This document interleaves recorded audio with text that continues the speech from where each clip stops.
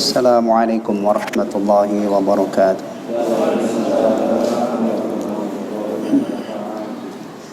Bismillahirrahmanirrahim. Alhamdulillahilladzi arsala rasulahu bil huda wa dinil haqq liyudhhirahu 'alad dini kullihi walau karihal musyrikun. Liyudhhirahu 'alad dini kullihi wa kafaa billahi syahida. وأشهد أن لا إله إلا الله وحده لا شريك له وأشهد أن محمدا عبده ورسوله لا نبي بعده صلى الله عليه وعلى آله وأصحابه ومن تبعهم بإحسان إلى يوم الدين أما بعد. Jamaah sekalian, ikhwatal iman rahimani wa rahimakumullah. Alhamdulillah,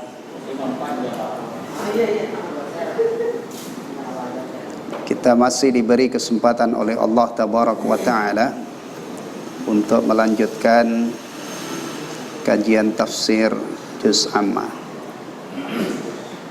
Alhamdulillah, pada pertemuan yang lalu kita sudah sama-sama menelaah kesimpulan-kesimpulan surah apa? Az-Zalzalah. Ya. Baik. InsyaAllah kita lanjutkan surah berikutnya pada pertemuan kali ini. Sebelum kita melanjutkan mengkaji surah Al-Adiyat, ingin ngasih pengantar terlebih dahulu ya. Antum pernah dengar ada seorang badui kencing di masjid? Pernah dengar hadis yang menceritakan peristiwa ini? Orang badui kencing di masjid. Aneh ya? Ya? Aneh bagi antum. Tapi bagi badui ya enggak. Apalagi masjid di zaman itu belum kelihatan jelas seperti ini. Ya, dikencing di salah satu sudut masjid.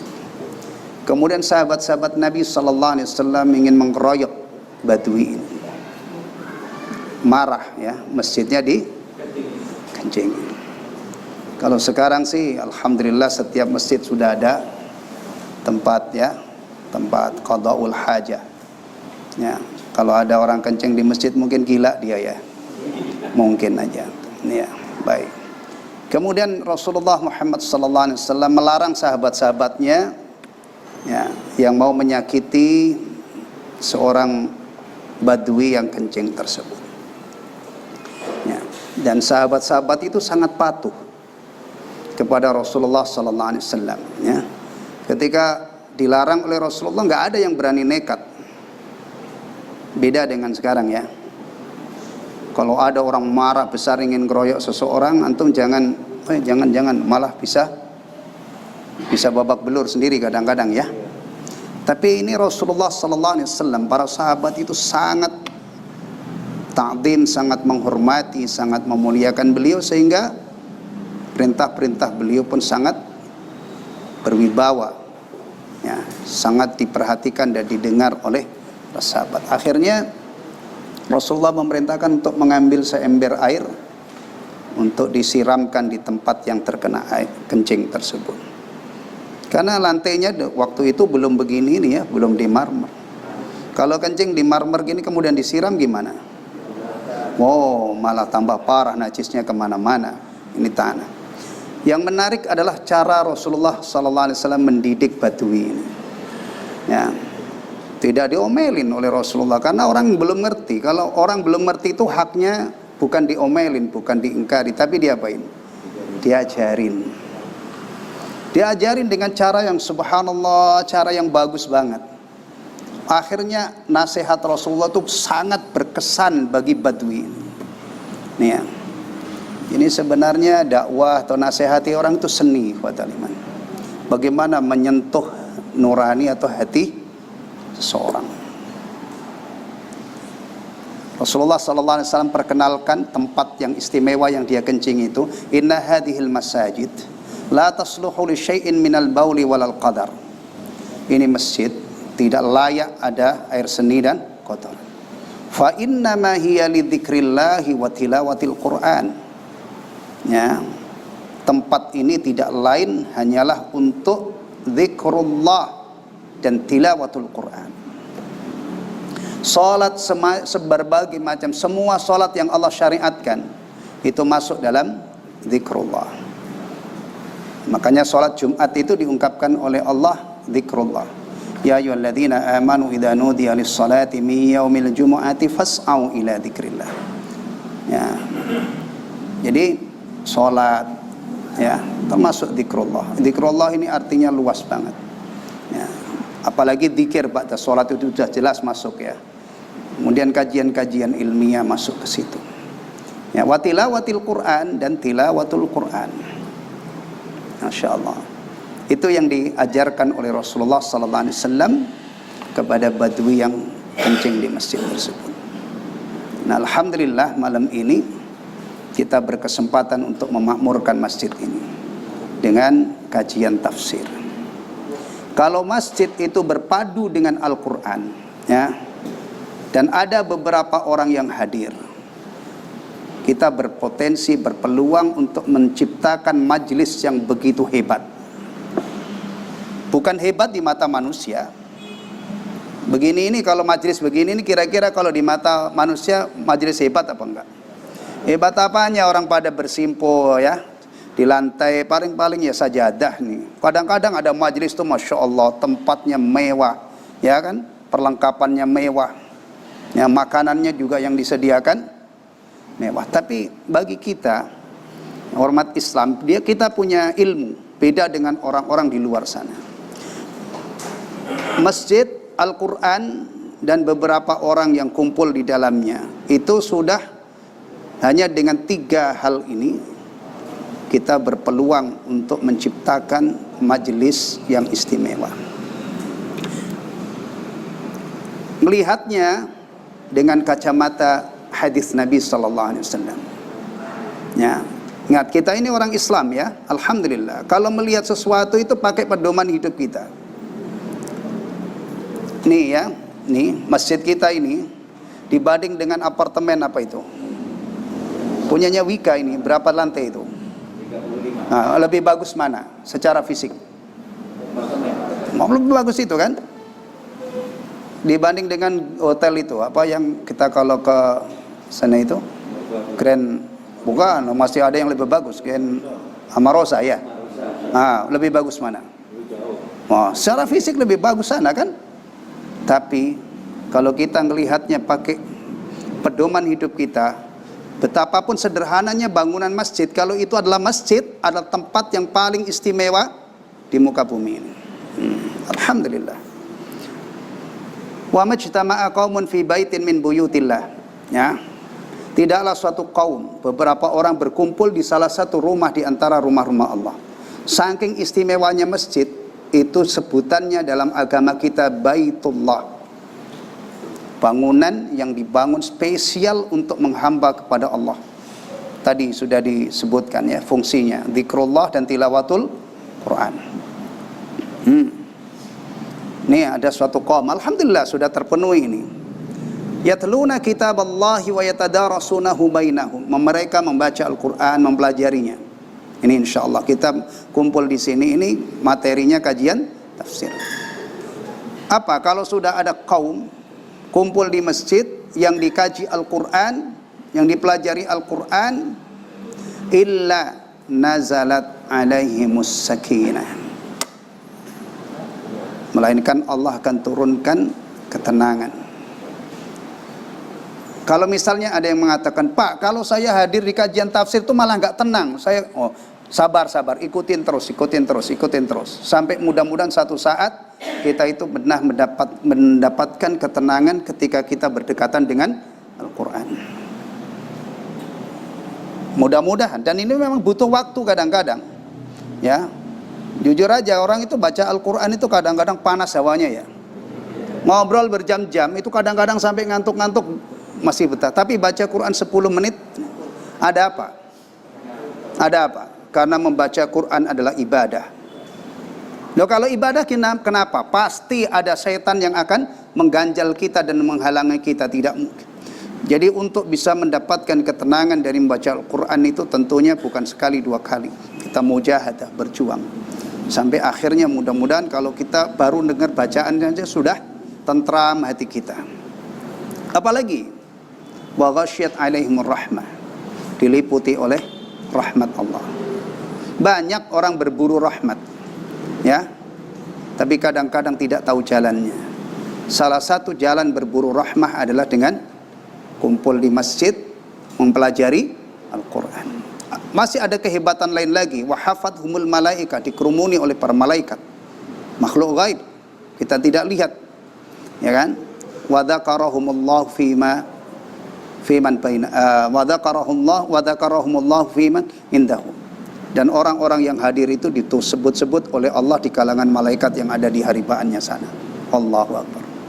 Makanya saya katakan, hanya dengan modal Al-Quran, masjid, dan beberapa orang, kita berpotensi untuk menciptakan majelis yang hebat. Kalau perlu mungkin pasang spanduk kali ya di luar situ. Ini kan zaman Covid, banyak orang stres, banyak orang galau, macam-macam ya. Anda ingin tenang, coba sodorkan. Kan di luar sana orang menyodorkan banyak, ya. Berbagai macam hal disodorkan. Kalau perlu Anda ingin tenang, ya, coba kita cari ketenangan itu dengan cara seperti ini. Karena kita Muslim. Hadis yang saya kutip itu ada di kitab Riyadhus Shalihin, ya. Hadis dari Abu Hurairah, diriwayatkan oleh Imam Muslim rahimahullah. Alhamdulillah. Baik, ikhwatal iman rahimani wa rahimakumullah. Sebelum kita lanjutkan mau kaji surah Al-Adiyat, ana perkenalkan dulu surah ini sebagai pengantar, ya. Al-Adiyat itu apa artinya? Ayo. Al-Adiyat. Nah, apa artinya? Kalau saya tanya, hafal nggak antum surah Al-Adiyat? Wal 'adiyati dhabha fal muriyati qadha fal mughirati subha. Hafal nggak? Kalau nggak hafal juga nggak saya papain, nggak saya suruh pulang. Tapi kalau Al-Fatihah nggak hafal, kebangetan Al-Fatihah. Ya, anak maklumi kalau seandainya misalnya, oh saya nggak hafal Ustaz, nggak apa-apa, nah, nggak apa-apa. Cuman ya agak aneh aja gitu. Masa orang Islam Al-Adiyat nggak hafal gitu. Tapi kalau nggak hafal nggak apa-apa. Ya. Antum punya hafalan cuman Al-Fatihah dengan Al-Ikhlas, oke, nggak apa-apa. Pokoknya setiap sholat bacaannya Al-Fatihah, Al-Ikhlas diulang-ulang, nggak apa-apa. Ya. Apalagi kalau antum punya ilmu, meskipun Al-Ikhlas tapi kan sepertiga Al-Quran, Pak. Iya, benar-benar. Benar, ya. Baik. Al-Adiyat. Al-Adiyat ini kuda yang berlari kencang. Nanti ada terjemahan di kalau masuk tafsirnya, ya. Ya. Antum pernah lihat kuda berlari kencang? Hah? Jarang juga ya, jarang ya. Kalau yang hobi balapan kuda ya sering lihat kuda dipacu. Tapi ini kuda bukan sembarang kuda, ya. Kuda yang dipacu oleh para mujahidin di medan perang, ya.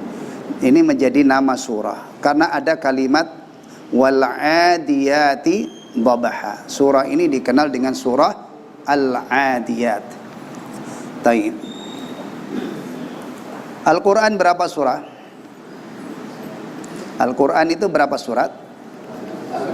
114. Bagus. Oh, dari juz dulu. Kalau juz rata-rata banyak yang tahu. Berapa juz? 30. Berapa surat? 141 apa 114? Sering ketukar-tukar ini biasanya. Ya? Kalau ada ustadz mengatakan surah Quran 139 ayat sekian. Surah apa 139 itu? Surah itu paling banyak 114 kan? An-Nas. Al-Fatihah surah pertama Al-Baqarah, 2 Ali Imran, ketiga An-Nisa, An-Nas 114. Berapa ayat? Oh, makin ini lagi ya. Yang kalau ribuannya itu 6.000. Ya, 600 sekian itu ada khilaf di kalangan para ulama. Ya, kadang-kadang ya, kita itu kalau urusan-urusan ilmu-ilmu pengetahuan itu detail banget gitu ya. Ya. Orang Islam kalau belajar biologi misalnya ya, biologi itu sampai Masya Allah, misalnya serangga itu ada berapa spesies, ikan itu ada berapa spesies, itu sampai ada. Tapi kadang-kadang untuk Quran itu kita minim banget pengetahuan kita. Ini salah satu aib bagi kita. Aibnya kaum muslim itu punya Quran, tapi kadang-kadang pengetahuannya tentang Quran itu tidak maksimal. Ya. Jujur aja, berapa kali kita sudah khatam Al-Quran? Gak usah dijawab, hanya jawab sendiri-sendiri dalam hati. Kita pasti mati kan? Pasti. Berapa bekal kita yang kita siapkan dari jalur tilawah? Antum punya tabungan berapa? Padahal kalau orang itu lancar baca Quran, sebulan khatam sekali itu enteng banget. Kalau nggak khatam, pertanyaan kemana saja kamu sebulan sampai nggak khatam. Jadi kalau ada satu hari satu juz itu bagi orang yang hafal, yang lancar itu 40 menit. Satu hari satu juz tuh cuman menginvestasikan 40 menit, Anda punya tabungan satu juz tiap hari. Untuk yang sudah dikarunia oleh Allah kemampuan membaca Al-Quran, mahir baca Quran, jangan hanya bangga mahir baca Quran, buktikan. Sisihkan waktu, Anda punya tabungan sehari 1 juz, 2 juz, fadhal. Nah, yang jelas salah satu bekal andalan seorang muslim untuk menghadap Allah itu salah satunya adalah tilawatul Quran. Dan usahakan tilawatul Quran itu gak ada yang tahu, menjadi amal rahasia antum dengan Allah. Malam-malam baca di rumah nggak usah. Nah, jangan ada orang yang tahu kalau bisa gitu ya. Kenapa? Semakin tersembunyi, insya Allah semakin ikhlas. Kalau sudah kita lakukan, tinggal berharap kepada Allah, mudah-mudahan tilawah kita diterima oleh Allah. Ganjarannya per huruf. Maka saya tanya, tadi pertanyaannya baru sampai ayat ya. Kalau antum khatam misalnya meninggal, sudah pernah khatam 100 kali. 100 kali itu berarti 100 kali 30, 3.000 juz. Alhamdulillah. Kemudian saudara-saudaranya yang masih hidup itu mendoakan semoga amal ibadahnya diterima oleh Allah. Sholatnya nggak pernah tinggal ya. Sholat wajib, sholat qabliyah, ba'diyah, Masya Allah rajin tilawatul Quran, akhlaknya bagus. Kemudian saudara-saudaranya yang menyalati dia ya, mendoakan, atau yang tidak usah menyalati, kadang-kadang doa ini mengalir terus dari yang hidup kan, semoga Allah terima amalnya. Memang kita punya amal, tapi kalau didorong dengan doa, sholat enggak, ini enggak, jahat banget orangnya, apa? Nah, kita ini kadang-kadang sering mengandalkan doa, dikit-dikit doa. Bahkan kadang-kadang kalau ada orang nikah mohon doa restu. Doa iya, itu hanya pendorong aja. Orang nikah didoakan semoga rumah tangganya sakinah, mawaddah, warahmah. Tapi dia sendiri pelaku rumah tangga tidak pernah ingat Allah, tidak bertakwa kepada Allah, ya, tidak taat kepada Allah, ya.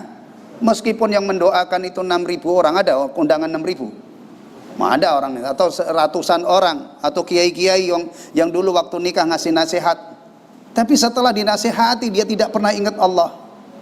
Emang manjur doanya? Saya tanya. Manjur doanya? Sementara yang didoakan itu tidak peduli dengan mewujudkan impian rumah tangga. Doa itu penting, tapi kita ini diajari bukan hanya untuk meraih cita-cita, bukan hanya mengandalkan doa, tetapi juga harus ikhtiar. Allahumma adfa'anal bala wal waba. Sekarang kita sedang berdoa, sering berdoa, ya Allah tolaklah jauhkan bala, ya, wabah ini bukan wabah di Indonesia, ini pandemi 200 sekian negara ini ya. Jangan hanya Allahumma adfa'anal bala, kita berikhtiar, cuci tangan, pakai masker ya. Di Bekasi itu kalau nggak salah sudah ada aturan ini. Kemarin saya baca, nggak tahu, kalau kegiatan di luar rumah nggak pakai masker didenda 100.000. Nggak tahu sudah disahkan atau belum itu. Ada saya baca ada itu. Ya. Ini ikhtiar. Ya. Ikhtiar. Setelah itu berdoa, selanjutnya kita apa? Serahkan urusan keselamatan kita kepada Allah Subhanahu wa taala. Taib. Surah Al-Adiyat. Ya. Dari sisi Makkiyah atau Madaniyahnya, surah ini ulama berbeda pendapat. Ada dua pendapat.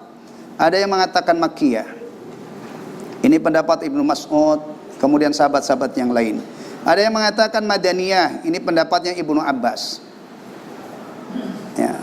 Biasa banget surah itu kadang-kadang ulama berbeda. Ini Makkiyah apa Madaniyah? Perbedaan seperti ini biasa. Dan tidak usah yang punya pemahaman, menurut saya Makkiyah, menurut saya Madaniyah.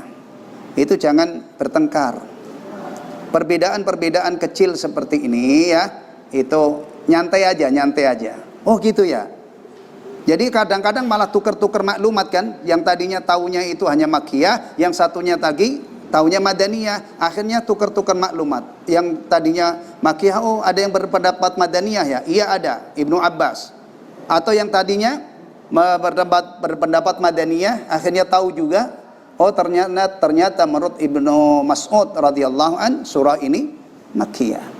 Nah, karena kalau kita berbeda dikit-dikit perang gitu ya, berbeda dikit-dikit musuhan, nanti tidak ada dua orang bersaudara padahal muslim. Ya, kita itu kalau mewujudkan ukhuwah Islamiyah, kita harus berlapang dada dalam masalah-masalah khilaf. Contoh yang luar biasa itu Imam Syafi'i dengan Imam Ahmad. Ini kan guru dengan murid ya. Perbedaannya itu banyak banget. Perbedaan masalah-masalah ijtihadiyah. Tapi Imam Syafi'i itu sayangnya sama Imam Ahmad luar biasa. Bahkan ketika meninggalkan Baghdad menuju pindah ke Mesir ya, Imam Syafi'i mengatakan, aku tidak tinggalkan di Baghdad orang yang lebih faqih daripada Ahmad, muridnya. Ya. Imam Syafi'i Imam Ahmad itu ta'zimnya sama gurunya luar biasa. Sampai Imam Ahmad itu tidak berani menyelonjorkan kakinya ke arah rumah Imam Syafi'i rahimahullah. Padahal di antara beliau berdua ini banyak perbedaan pendapat. Tapi mereka saling menunaikan kewajibannya. Imam Syafi'i rahimahullah begitu sayang sama muridnya yang luar biasa ini, Imam Ahmad. Ya, Imam Ahmad begitu memuliakan siapa? Gurunya. Allahu Akbar. Makanya kalau belajar agama dari para ulama itu jangan hanya ilmunya ya, tapi lihat juga akhlaknya. Nah, lihat akhlaknya. Kita yang terima mateng, yang tidak tinggal nyomot, kadang-kadang orang Islam itu begitu bencinya sama sesama saudara yang berbeda pendapat hanya gara-gara satu kunut, yang satu tidak kunut. Ya, padahal dulu Imam Syafi'i yang mengerahkan daya pikirnya, usahanya, ijtihadnya, dan Imam Ahmad, dan hasilnya beda, sama sekali tidak mempengaruhi hubungan keduanya. Mari kita jadi orang Islam itu yang berwawasan luas, bisa menerima perbedaan dalam masalah-masalah seperti ini dengan saudaranya. Masalah fikih itu penuh dengan perbedaan, termasuk kalau kita belajar tafsir ada perbedaan. Satu mengatakan surah ini Makkiyah, satu mengatakan surah ini Madaniyah. Kita tidak usah bentur-benturkan. Ini adalah warisan ilmu ya. Oh, surah Al-Adiyat itu ada yang mengatakan Makkiyah, berarti turunnya sebelum Nabi hijrah. Ada yang mengatakan Madaniyah. Alhamdulillah. Kemudian ayatnya berapa? Ayatnya 11 ayat. Ya, 11 ayat. Kalimat-kalimatnya, kata-kata yang ada pada surah Al-Adiyat ada berapa? Pasti antum belum pernah ngitung kan? Ana juga tidak ngitung. Ini saya temukan di orang yang pernah ngitung. Di dalam kitab namanya Basairu Dawit Tamyiz. Kitab Basairu Dawit Tamyiz. Penulisnya namanya Al-Fairuzabadi. Ya. Itu sempat-sempatnya beliau itu sampai kalau menjelaskan surah, ayatnya berapa, kalimatnya berapa, hurufnya berapa. Masya Allah. Kalau sekarang jujur aja, ini Quran yang ada di rak ini, maaf ya, ini pas ada yang belum pernah disentuh, ada yang belum ada lembaran yang belum pernah dibuka. Saya yakin itu hanya dipajang. Karena inilah kelemahan kita. Seharusnya Quran itu menjadi bacaan istimewa. Tapi kadang-kadang orang itu memajang Quran 5 tahun tidak ada yang nyentuh. Mungkin, ya mungkin. Atau kadang-kadang tidak hatam bacanya sehingga ada halaman yang tidak pernah disentuh. Tapi dulu ada seorang ulama namanya Al-Fairuzabadi menulis kitab Basairud Dawit Tamyiz sampai sempat-sempatnya beliau menghitung hurufnya. Jadi kalau kita merujuk ke kitab itu, mulai dari Al-Fatihah ayatnya berapa, kalimatnya berapa, hurufnya berapa, Al-Baqarah sepanjang itu ya, ayatnya berapa, kalimatnya berapa, hurufnya ketemu. Ya. Nih, saya temukan ini di dalam kitab tafsir Al-Qurtubi. Itu ada digabungkan kitab ini, disebutkan setiap awal surah disebutkan. Jadi ini bukan hasil kerja saya cuma membacakan di hadapan antum. Surah Al-Adiyat Makkiyah kalau menurut beliau, ayatnya 11, kalimatnya, kata-katanya itu ada 40, hurufnya ada mi'atun wasittun. Mi'ah itu 100, situn itu 60. Berarti surah Al-Adiyat itu hurufnya ada 160 huruf. Kalau kita kaitkan dengan sabda Rasulullah, man qara'a harfan min kitabillah falahu hasanah. Barang siapa yang membaca satu huruf dari Al-Quran, maka baginya satu kebaikan. Wal hasanatu bi asyri amsaliyah, tidak sampai berhenti di situ saja. Ya, satu kebaikan itu dilipat gandakan 10 kali lipat. Untuk memperjelas sabda beliau, sampai beliau bersabda sallallahu alaihi wasallam, lam akul alif lam mim harf. Aku tidak mengatakan alif lam mim itu dihitung satu huruf. Walakin alifun harfun, walamun harf, wa mimun harf. Namun alif dihitung satu huruf, lam dihitung satu huruf, mim, alif lam mim dihitung 1, 2, 3. Ya, baik. Kemudian kandungan surah ini, apa yang terkandung di dalam surah ini? Yang pertama, bayanu syarafil ghuzat fi sabilillah, menjelaskan tentang kemuliaan para pejuang di jalan Allah. Ya, pejuang di jalan Allah. Siapa yang dimaksud pejuang di jalan Allah?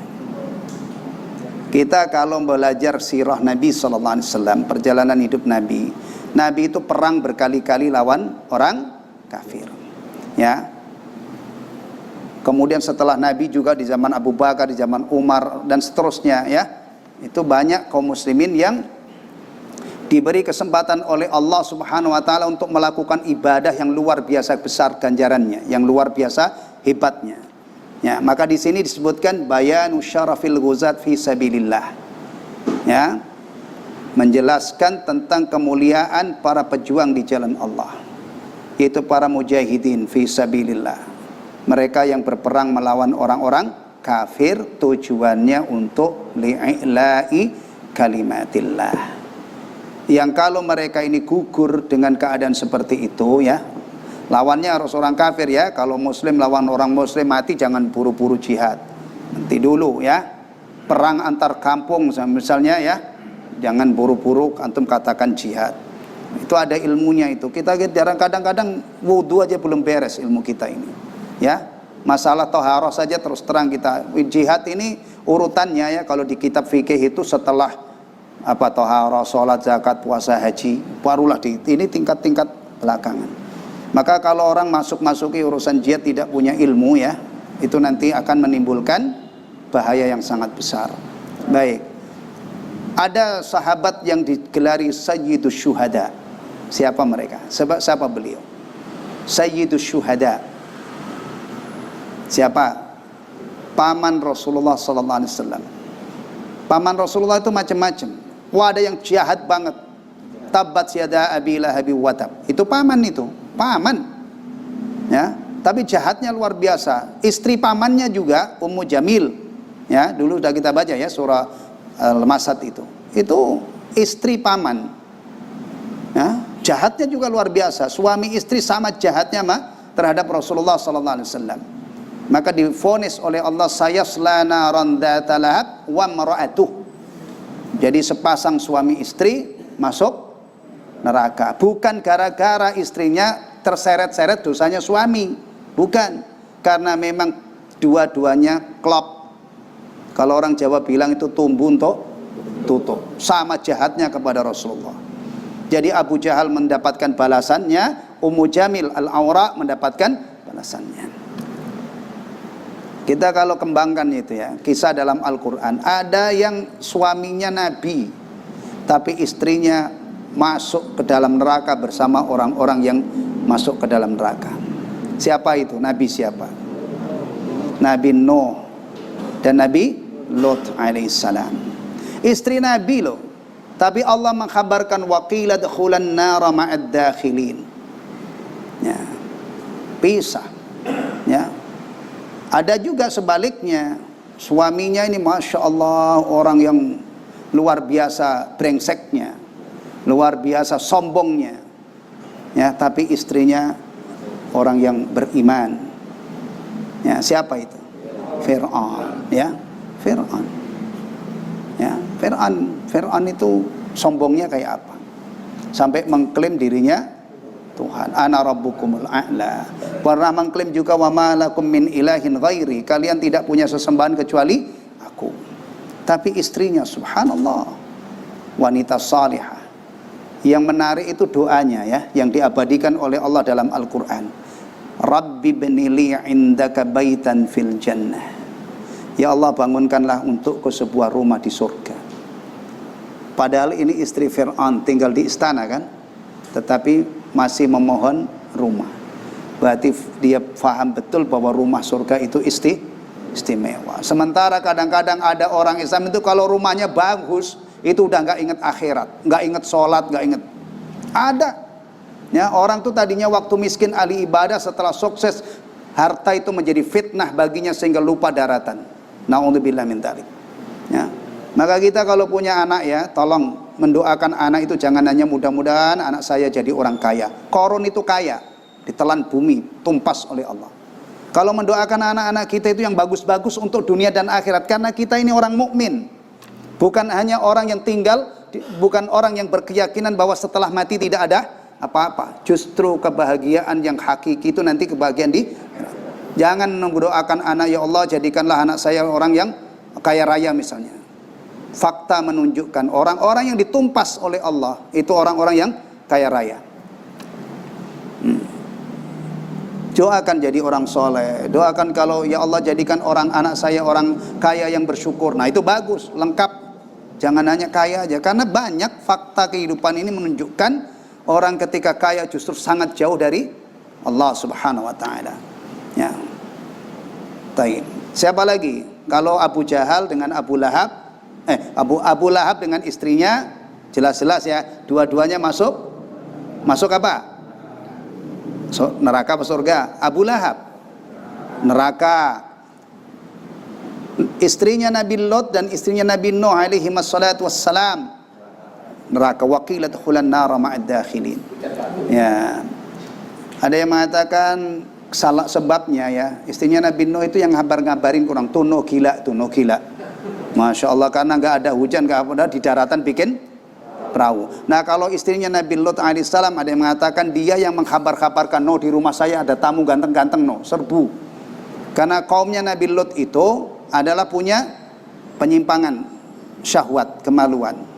Dia itu tertarik dengan orang satu jenis. Ya, sekarang juga ada ya orang-orang begitu, itu masih ada. Ya, tapi kalau di zaman Nabi Lot itu ini parah banget, merajalela ya. Maka ditumpas oleh Allah dengan adab yang sangat parah. Ada yang suami istri kita yakini masuk surga. Siapa? Rasulullah Muhammad SAW dan istri-istri beliau. Istri beliau ada berapa? Totalnya 11 ya. Kalau yang di Madu itu ada yang beliau wafat 9 ya. Ahlussunnah wal Jamaah punya keyakinan istri Rasulullah itu istri-istri beliau dunia dan akhirat. Itu ingat-ingat itu. Ya, istri Rasulullah itu wanita-wanita muslimat, mukminat, tahirat, taqiyat, ummahatul mukminin.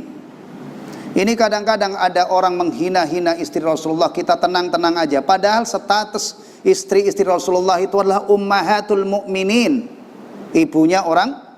Kalau ibu antum atau simbok antum yang dari Jawa, mungkin Pak Yadi dulu makin simbok ya. Kalau simbok antum dihina orang, apalagi difitnah, orang baik-baik difitnah melakukan perbuatan nista, kira-kira antum sebagai anak gimana?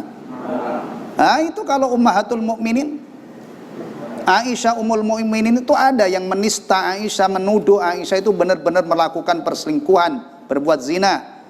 Padahal Allah sudah menurunkan ayat, mudah-mudahan nanti sampai ke situ kajian kita ya, ada surah An-Nur.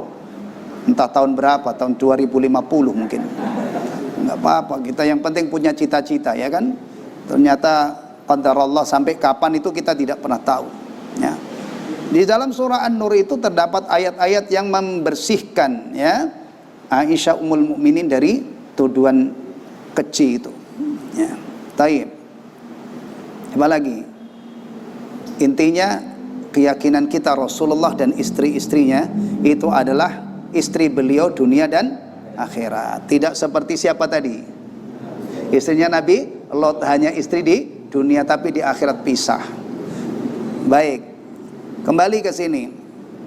Yang kedua, wadzikri kufranil insan. Nah ini nih, perhatikan ini terkait dengan kita semua. Surah Al-Adiyat ini menyebutkan keingkaran manusia terhadap nikmat-nikmat Allah. Jadi manusia itu tabiat aslinya itu innal insana li rabbihi lakanut. Bagaimana kita menempa diri kita ini, menggembleng diri kita supaya sifat ini terkikis dan berganti menjadi hamba yang bersyukur. Makanya kalau orang itu menyerap Islam, itu menyerap ajaran Islam ini, mestinya dia keluar dari sifat bawaan ini, jadi orang yang bersyukur. Bahkan persoalan syukur ini ya sangat diperhatikan oleh Islam dan kaum muslimin. Bahkan hampir di setiap kesempatan ya, itu biasanya orang baru salam aja udah ngajak apa? Ngajak apa? Mari kita bersyukur pada Allah Subhanahu wa taala. Ya makanya orang Islam itu mestinya harus keluar dari sifat ini. Ya. Dia tahu bahwa sifat bawaannya itu adalah kafur, sangat ingkar, dan dia tahu dia diwajibkan oleh Allah bersyukur, berarti dia berusaha untuk mengikis sifat ini. Maka sifat unggulan orang muslim itu hidupnya adalah sebagai hamba yang bersyukur kepada Allah. Ini perlu perjuangan. Dan ini tidak cukup jemaah sekalian ya. Tidak cukup hanya dengan makan bergizi ya. Kemudian istirahat cukup. Kemudian tiba-tiba jadi orang yang bersyukur. Ini jalurnya apa? Ilmu. Kita pelajari agama ini, kita tuntut ilmu. Sampai akhirnya nanti kita tahu Allah perintahkan kita, Allah wajibkan kita ini bersyukur. Allah janjikan nikmat, tambahan nikmat bagi orang yang bersyukur. Allah Subhanahu wa taala mengancam orang-orang yang tidak bersyukur, satu saat akan ditimpa adab yang sangat pedih. Nah, bahkan orang Islam itu mestinya ya, ibadah yang dia lakukan seperti sholat 5 waktu dan yang lainnya, itu adalah sebagai perwujudan syukur dia atas nikmat-nikmat Allah Subhanahu wa taala. Syukur diwujudkan dengan mengabdi, beribadah, taat kepada Allah Subhanahu wa taala. Ya. Kadang-kadang manusia itu perhatiannya cuman itu aja. Antum simak-simak deh kalau orang nasihati itu ya. Misalnya supaya kita ini terbebas dari Covid gitu ya. Itu makan yang bergizi, makan pon-pon ya. Maka beberapa waktu yang lalu tuh jahe masya Allah langka di pasaran, harganya mahal ya, karena direkomendasikan makan bikin minuman itu ya kan. Kemudian istirahat cukup, jangan stres itu kan. Nah, insya Allah.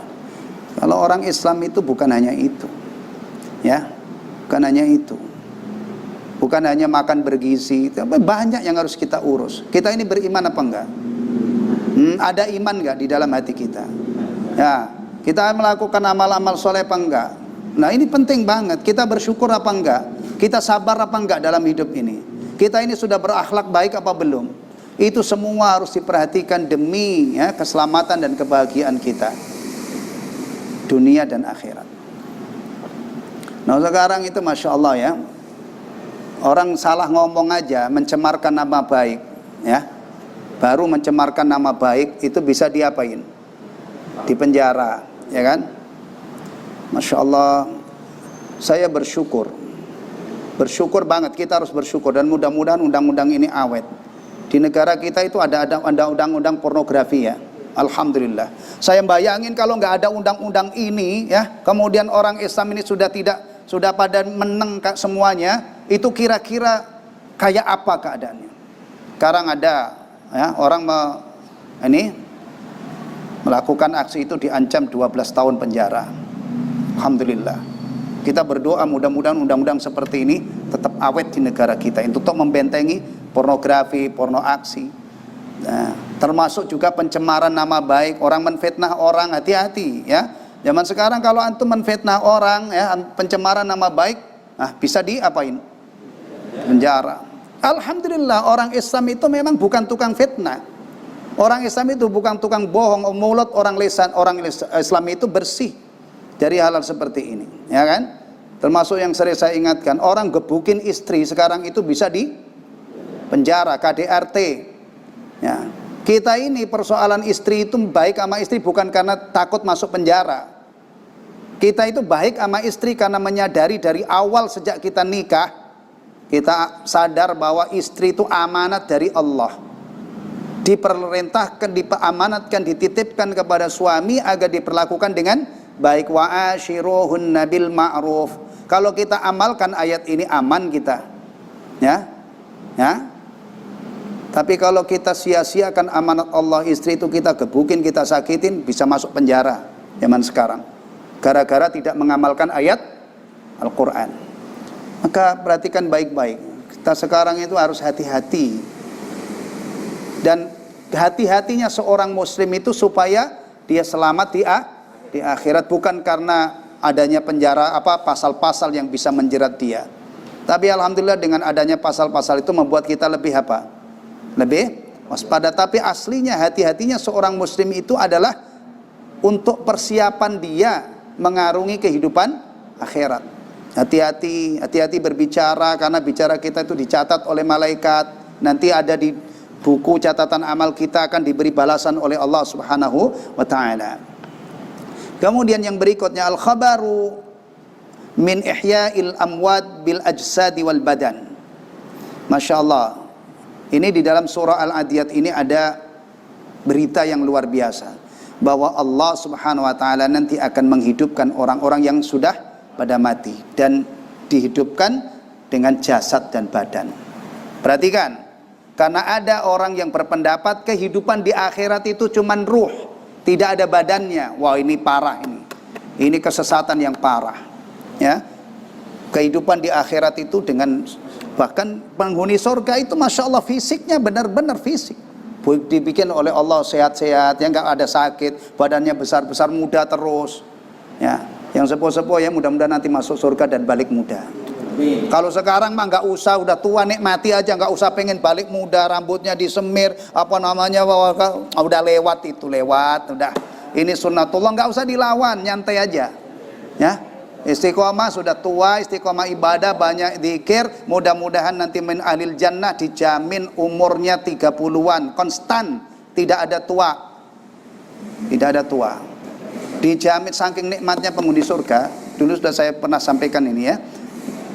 Enggak tua, enggak pernah sakit, enggak pernah apa lagi, enggak pernah sengsara, pokoknya enggak bakalan mati, kekal ya, sampai buang air aja enggak, tidur aja enggak,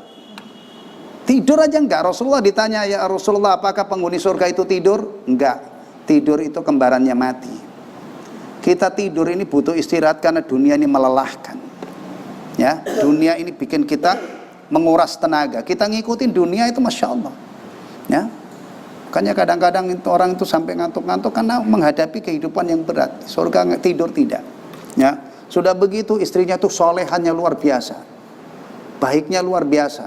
Nggak ada istri yang di surga itu akhlaknya buruk, rupanya buruk, itu nggak ada ya. Bahkan Allah sifati si istri-istri di penghuni surga itu mutahharat, suci, disucikan dari segala kotoran, tidak ada ya.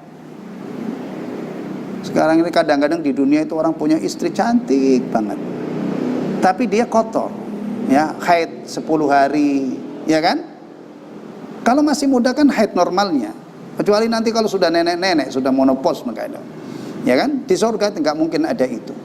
Kadang-kadang istri itu masya Allah cantik, iya, tapi menggerogoti hati suami itu sampai TBC suaminya, iya kan? Akhlaknya masya Allah enggak,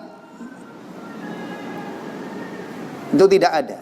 Tidak ada di surga itu orang dibikin gelisah, dibikin galau gara-gara istrinya dablek itu, dablek ya, nggak ada.